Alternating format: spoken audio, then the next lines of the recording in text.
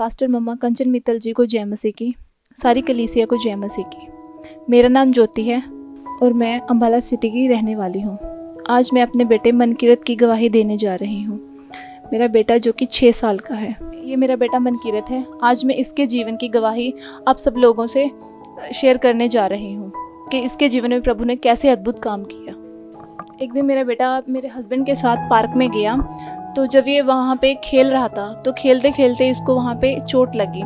तो चोट लगने के बाद जब ये शाम को घर आया, शाम को घर आने के बाद ये बोलने लगा कि मम्मा मुझे टांग में दर्द हो रहा है। तो हमने सोचा कि जैसे बच्चों को नॉर्मली खेलते हुए चोट लग जाती है, शायद ही वो होगी। तो हमने उसको 1-2 दिन अनसुना किया। वो हमें बोलता रहा कि मम्मा मुझे दर्द हो रहा है, दर्द हो रहा है। तो जब वो नहीं उसको जब उसकी पेन बढ़ गई तो हमें लगा कि शायद उसकी टांग की कोई नस में खिंचाव आया। तो हम उसको मालिश वाले के पास लेके गए। तो मालिश वाले ने बोला कि इसका पहले एक्सरा करवाओ, क्योंकि अभी बच्चा है, मैं इसको ऐसे हाथ नहीं लगाऊंगा। तो हम सबसे पहले एक्सरा करवाने गए। एक्सरा करवाने के बाद जब एक्सरे वाले डॉक्टर को क्लियर नहीं हुआ तो उन्होंने हमें MRI लिख के दिया। उसके बाद हम लोग सिटी के सिविल हॉस्पिटल में गए। सिटी के सिविल हॉस्पिटल वालों ने भी हमें MRI करवाने को कहा।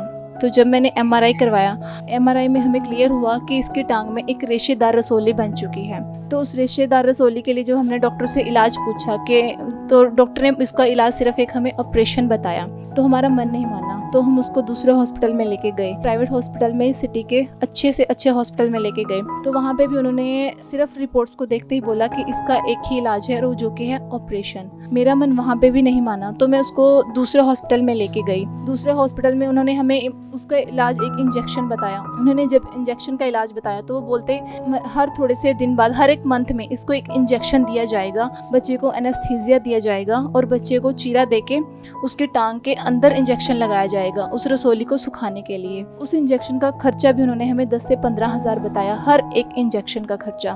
तो उन्होंने उस इंजेक्शन की पर हमें कोई गारंटी नहीं दी। तो उसके बाद हम लोग इंटरनेशनल हॉस्पिटल गए, डेरा बसी के।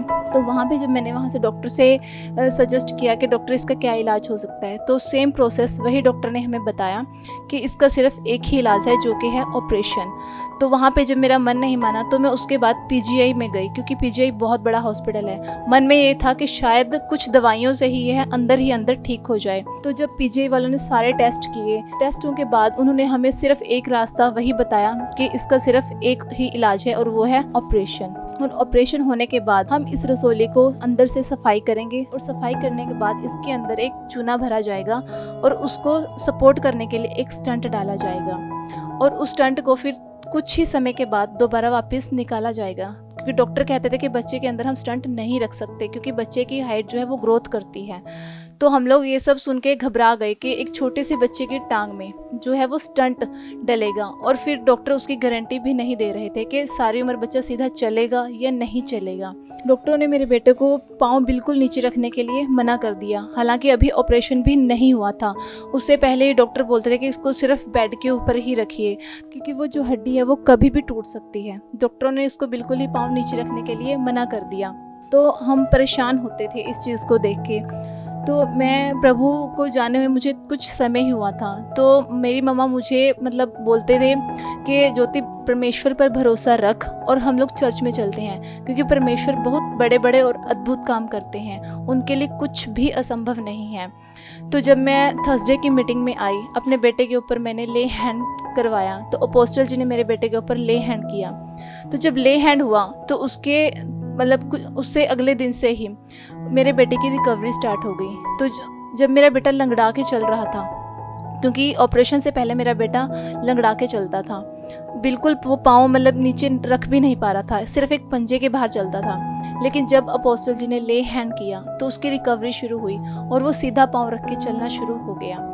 तो हमने परमेश्वर का धन्यवाद किया, क्योंकि परमेश्वर सामर्थ्य है, वो सब कुछ करने की सामर्थ्य रखता है। तो जैसे जैसे रिकवरी होती गई, मन में और भी आस बढ़ती चली गई कि हाँ, हम जिंदा परमेश्वर के चुने हुए बच्चे हैं, जो हमारे जीवन को बदला है। प्रभु ने हमारे जीवन में प्रभु ने बहुत बड़े बड़े काम किए हैं। तो हमारा विश्वास प्रभु पर और बढ़ गया कि प्रभु संसार में कोई नहीं है, सिर्फ एक तू ही है जो जीवित परमेश्वर है।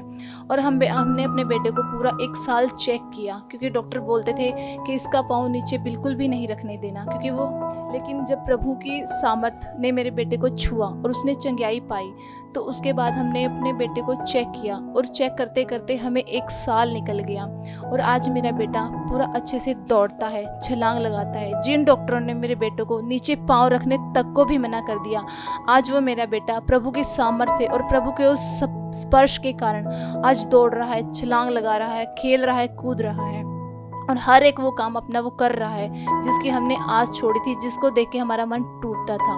इस गवाही के लिए मैं अपने परमेश्वर को धन्यवाद देती हूँ। जितने भी मेरे भाई बहन मेरी इस गवाही को देख रहे हैं, मैं उन सबसे यही कहना चाहूँगी कि प्रभु यीशु जीवन को बदलते हैं। वो हमारे धर्म को नहीं बदलते, वो हमारा जीवन बदलते हैं। हमारे पापों के लिए वो मारे गए, गाड़े गए और तीसरे दिन मुर्दों से जी के उठे हैं। तो आप लोग प्रभु पे विश्वास करिए और अनंत जीवन को पाइए, क्योंकि उन्होंने हमें अनंत जीवन दिया है, अनंत काल का वो जीवन दिया है जो कोई नहीं दे सकता।